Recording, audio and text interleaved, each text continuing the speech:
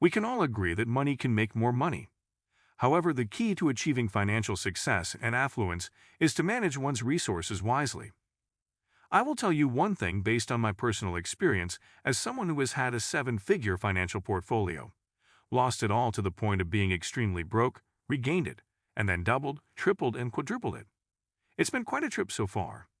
A journey of learning, enlightenment, and acquiring skills that would help me establish myself as a multimillionaire. Continue to watch this as I share some of the knowledge and practices I've picked up along the way and which I now wish I'd had when I was younger. 1. Quit watching the news. It's not as useful as it used to be. Really, just stop. This is not the 1980s or 1990s, when you could trust the news. It is not. No, not anymore. What you're experiencing right now is merely a sizable commercial asset that a small group of people own and are presenting to you in their own way. So, why bother worrying about something that you have no control over? The workload you've taken on is already substantial. It's one thing to know what's going on.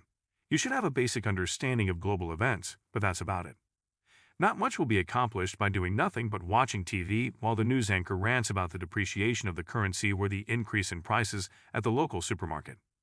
In fact, the likelihood is that you will be more concerned about these inconsequential matters, which will cause you to completely deviate from your primary objective, which is to reach a point where you are financially independent. 2. Learn money-making skills. I cannot emphasize this enough. Learn one skill, then 2, learn 5. If you got more skills, that means you know more things you can use to make money, gaining access to information that may provide you with financial leverage you did not have before. Spend your time and energy acquiring high-paying abilities, and then learn a few more. However, it's important to keep up with the state-of-the-art in terms of skill sets. You might think about learning web design, programming, content writing, or even sales. Acquire marketable skills and fill a need in the job market. And don't stop at just one. Keep on learning. 3. Avoid being a yes man. The yes man is something that all of us are familiar with. We frequently see them getting themselves into precarious situations that they could have easily avoided if they had just said no. It's okay to be the no man from time to time. And remember, the sooner you master this ability, the sooner you can retire with $1 million in the bank. When you start making a significant amount of money, you will frequently begin to receive a greater number of opportunities for the short term. I refer to these opportunities as fixes. Although these are short-term solutions, they should alleviate your symptoms for the time being. But letting them mount up while you neglect other responsibilities can have disastrous consequences. The best way is to allow them to pass. A lot of chances don't come around very often. You could skyrocket your level of success by taking advantage of these opportunities. You will need to educate yourself so that you are able to recognize them. You also need to have the capacity to take advantage of these opportunities as well as the availability to do so. If you spend all your time fussing over minor issues, you might miss out on the rarer but more rewarding opportunities. This also includes turning down opportunities or experiences that won't contribute to your personal development. It is not a bad idea to get together with your pals for a night of drinking and hanging out once a month or even once a week. However, you should be aware that you have set certain objectives for yourself at this point. Make efforts in that direction.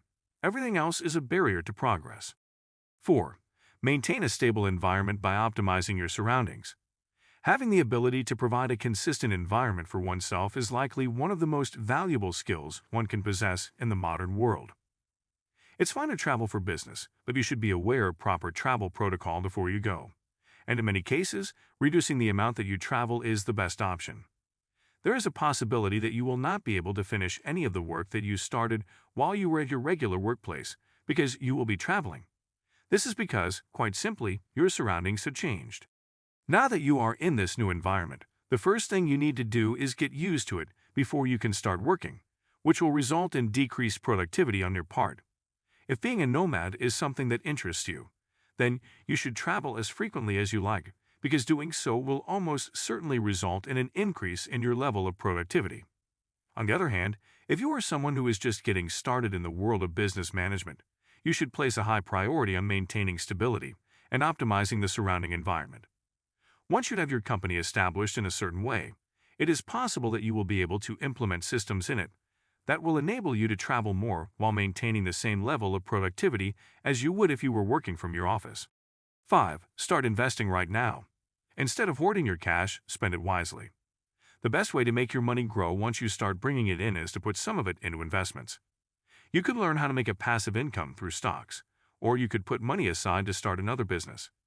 Both of these options are available to you. Or, if buying a funny monkey picture or hoarding coins that are known to be stable is more your style, go ahead and do that. The rule of thumb is to invest only if you are confident that your money will be returned to you in a positive way. You can't get any better than that. You'll eventually be able to comfortably support yourself with the money you're making from your investment. This means that your passive income is a bonus.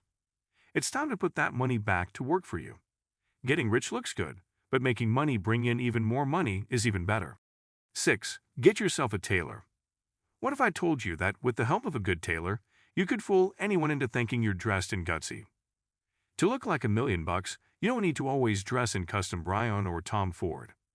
But what you really need is a tailor who can assess your needs and determine the best style for you. Many times I've found an article of clothing on the cheap in London's thrift stores and had it tailored to fit me perfectly. It has helped me become more fiscally responsible. I mean, technically, I didn't have to spend a lot of money on designers because I could have my tailor get the same kind of material and make other clothes that fit my body type. I saved a lot of money on designers by having my tailor find the same fabric and have other suits made to fit my frame. You see, I could have had my tailor get the same material and have other suit items custom-made according to my body type instead of spending a fortune on designers. Spending money on clothes is perfectly acceptable because fashion is such an integral part of our daily lives. The key is to spend wisely and avoid unnecessary expenses. You can get designer clothes for half off or have your tailor make you something even better for even less money. Branding yourself by clothing companies isn't always necessary. 7. Use credit cards and the rewards they offer. You're already using cards. Why not reap the benefits? I've used my cards to spend millions and millions of dollars, and I've totally forgotten about it. And perhaps this is what bothers me so frequently now that I know what I didn't know before. It makes no difference whether it's gold or platinum. Your credit card has a certain value and some benefits. Be aware of them and utilize them. It could be air credits that let you upgrade your flight without spending more money, or it could be free round-trip tickets. Or you could save money by staying at one of the city's most luxurious hotels, or at the very least, have your coffee on the house. Whether you're making a purchase for business or pleasure, you should always use a credit card that offers rewards. Since you're going to spend the money anyway, you might as well earn points toward a future redemption. However, it is your responsibility to manage your credit wisely. Conclusion: getting your first $1,000,000 is much less difficult than you might think. Try not to stress too much about it. What matters most is how you manage to grow your business beyond that first million and keep it stable. Everything that was just mentioned has been tried and tested, and because I was able to multiply my wealth using these skills, I believe it is my responsibility to share them with those who are just getting started on their path to $1,000,000. It took me a while, but eventually I figured out that I have to put in work for money before it can do anything for me. If you put these skills to use, it should be a lot easier for you to handle everything that comes your way. I hope this helps. Keep learning beyond ordinary.